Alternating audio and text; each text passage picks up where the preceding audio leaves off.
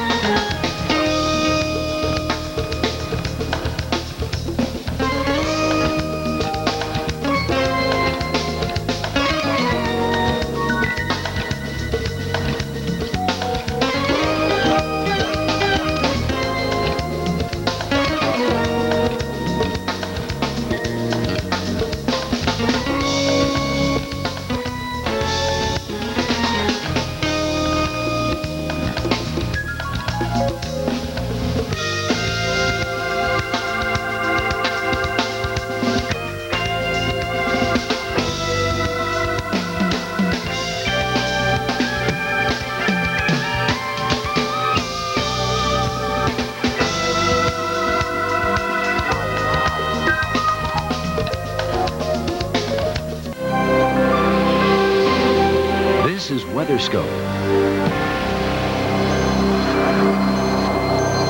This is tornado damage in Haines City, Florida. Residents say they heard the twister rumble through the area around 4 o'clock this morning. Damage is pretty widespread. Many homes were ripped to shreds. Florida is very wet after an active day. Now many people are dealing with tornado damage and flooding. Welcome to WeatherScope. I'm Jill Brown. And I'm Lisa Moser. We'll take a look at the western half of the country also this hour. There's snow falling and a lot of wind. Not so much snow as wind. We'll be telling you about that. Alrighty, first off to Florida we go. People in Osceola County, Florida are picking up the pieces after being hard hit by a tornado early this morning. Firefighters in the city of St. Cloud are clearing down tree limbs and power lines. Several homes and trailers were damaged. Other areas of central Florida are dealing with the problem of flooding. Heavy rains inundated the city of Clearwater over the last few days. Many homeowners are watching their belongings ruined as their homes sit in several feet of water. If you're in that area, beware of flooded streets. There's no telling how deep that water is. And I'm sure you've heard it here many times, but that's where most deaths occur in flooding, is people driving through flooded water. Doesn't take much to float your car off. But at this point, it looks like conditions should be improving. This is the last band of showers and, well, last band of thunder showers to move through. Came through Miami about an hour ago. Now it's well off the coast. Some showers still left. A wet night if you're headed out in South Beach, but it should be clearing out later on.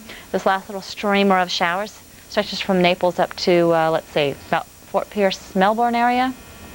Maybe not quite as far north as Melbourne, but we're looking at certainly a drier time ahead, and that is very good news, especially around Tampa, Orlando, Daytona, all the way up to Jacksonville, where we've had more than twice as much, 3 times, 4 times, 5 times as much rain as you typically get in December. Enough's enough. This is what we've had today, where you see the darker green. If you check the legend, that's between 2 and 3 inches, which doesn't sound like a big deal, but we've had that happen day after day after day, especially this week. So flooding has been a real problem. Wanted to show you the travel map because now the flash flood watches have been removed, and even the green's off the map. These roadways are clearing out. Around Kissimmee, there may still be some problems with flooding. It was just a few hours ago when we got the latest flood report. So if you have a flood warning or a river flood warning, be aware there's still going to be some problems even after the rain has ended. We're looking good elsewise across the south until you get into the Carolinas. Well, now we have rain, and I believe it's still all rain in South Carolina. North Carolina on up into Virginia. We're still seeing that changeover, trying to slide into Charlotte. Raleigh's been getting some snow.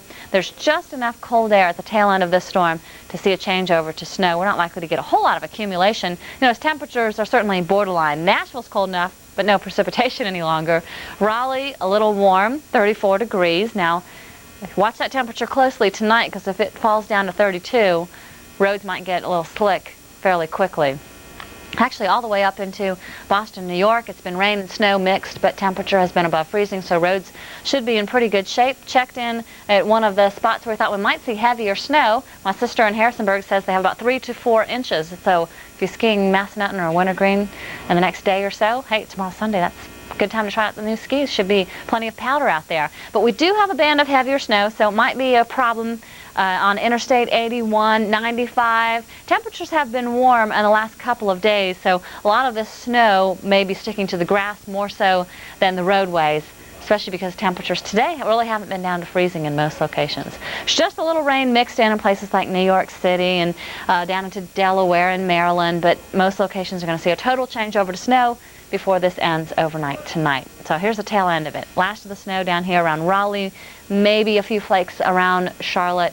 Out it goes. Cold air comes in behind it, and once this cold air is in place for a couple of days, we'll watch the next storm system come in, and because it's going to be colder now, we have a better chance of snow Monday into Tuesday. We'll be talking about that next storm in a moment. Now we hand you over to Lisa for a look at the west. And we start out by telling you about the wind. It is certainly a problem today across the northern plains and the foothills of the Rockies. A very windy day in store again for tomorrow. Our weather pattern not changing that much in the next 12 hours. What we have already, a ridge, high pressure to the west in place. But coming along, we have this low pressure center dragging some colder air from Canada. And as the two systems kind of sandwich the foothills and the Rockies in between, what we're seeing are some strong wind gusts. We were talking about winds as high today, around 70 miles per hour at times across the country of Colorado, Wyoming. We're going to see that again tomorrow. We could see wind gusts as high as 80 miles per hour. If you're doing some traveling, a high-profile vehicle, you've got some problems because in addition to the winds, we also have some snow in the forecast. Let's go to our surface map. I want to show you what the surface features look like. Here's our ridge of high pressure sitting out here, kind of nice. It brought some drier weather to California, to Nevada. Here's our system coming in, bringing in that colder air. Not a whole lot of moisture actually associated with this system yet. It will be picking up some moisture as it heads down towards the Gulf, but in the meantime, we're seeing mainly light snow with this system. But with all that wind blowing around, at times we're going to see the visibility reports coming in out of parts of South Dakota and parts of Wyoming pretty low because we're going to have a lot of blowing snow and also the wind. Local forecast.